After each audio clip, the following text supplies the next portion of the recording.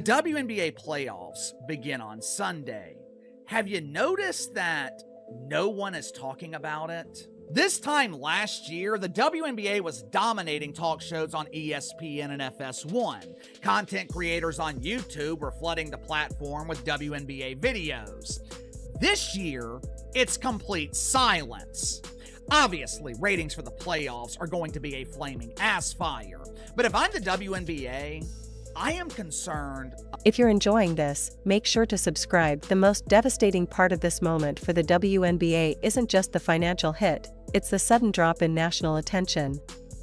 Sports media, which had been treating the league like mandatory coverage during Clark's rise, is shifting back toward higher-rated sports almost overnight. The same outlets that once highlighted every Fever game, every highlight, and every storyline are now noticeably quieter, and the league is left scrambling to fill the void created when its biggest draw stepped off the court. Networks that expanded their WNBA coverage earlier in the year are scaling back as ratings settle, and some have pushed segments to less visible time slots. It isn't personal, it's broadcasting math. Media outlets follow the numbers, and without Clark driving consistent viral moments and fan engagement, the WNBA simply doesn't command the same level of attention it did at its peak. Even ESPN, which poured energy and airtime into the league during Clark's surge, now faces the uncomfortable reality that much of that momentum was tied directly to one athlete. When the main storyline disappears, the spotlight inevitably dims, and the league is feeling that shift more sharply than anyone expected. We talked about Jason Whitlock disowning the WNBA. True to his word, hasn't spoken a lick about the WNBA since. Colin Cowherd trashing the WNBA. It's Caitlin Clark and only Caitlin Clark. Last year, he used to lead shows talking Caitlin Clark, talking WNBA. This year, with her injury, didn't even bother wasting more than 10 minutes talking about the WNBA this year.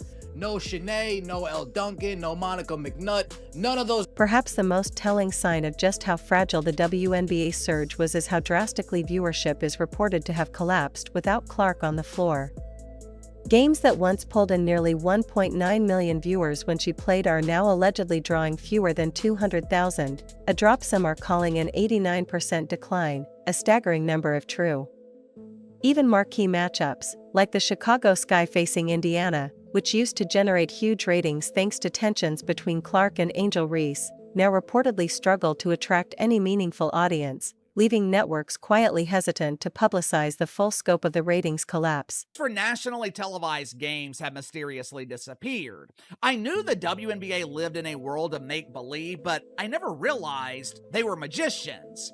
It seems when ratings fail to meet expectations, the WNBA makes ratings disappear faster than pants at the Butt Bongo Festival. Sports Media Watch, which is the go-to source for sports ratings, Sports Media Watch, they have not updated WNBA ratings since August. In this scenario, the ticket price collapse spreads far beyond Indiana, hitting WNBA playoff games across the league like a financial avalanche. Matchups that once rode the wave of Clark mania, selling for over $200, are now struggling to draw fans even at $25, leaving arenas half-empty and executives scrambling for answers. What makes the situation even more infuriating, at least within this narrative, is how preventable it all feels. Clark's season-ending injury didn't happen in isolation. It followed months of relentless physical play, mounting wear and tear, and a league that never quite managed to build the protective structure its most valuable star needed. From early quad issues to recurring groin problems, her body finally gave out under the pressure, and this fictional WNBA universe pays the price. Instead of safeguarding the player driving historic ratings and revenue, the league watched as increasingly rough play chipped away at both Clark's durability and its own financial future. Them Caitlin Clark tickets was hard to get your hands on.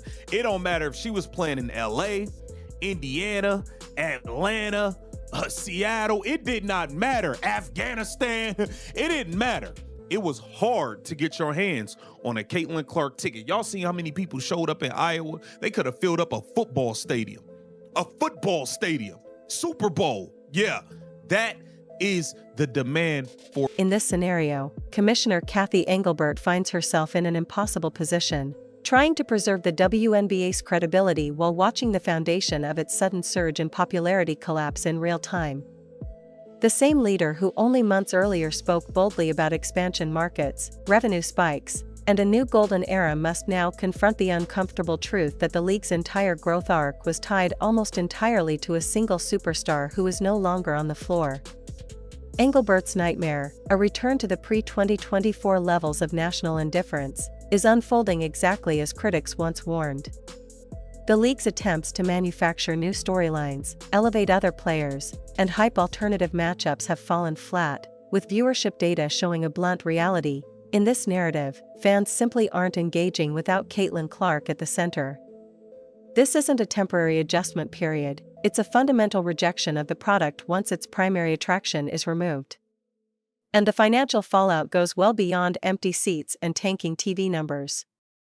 Merchandise sales that surged by over 500% during Clark's rookie explosion are now rapidly declining, leaving retailers drowning in unsold gear.